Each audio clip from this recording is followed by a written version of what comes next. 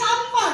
রবীন্দ্রনাথ ঠাকুর সর্বব্যাপী প্রতিভার অধিকারী ছিলেন। বিশ্বকবি রবীন্দ্রনাথ ঠাকুর 1861 সালে 7ই মে কলকাতার জোড়াসাঁকোর ঠাকুর পরিবারে জন্মগ্রহণ করেছিলেন।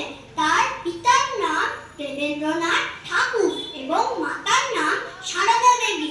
ছোটবেলা থেকে তিনি কবিতা লেখার প্রতি আগ্রহী ছিলেন। 17 বছর বয়সে তিনি পড়াশোনা করার জন্য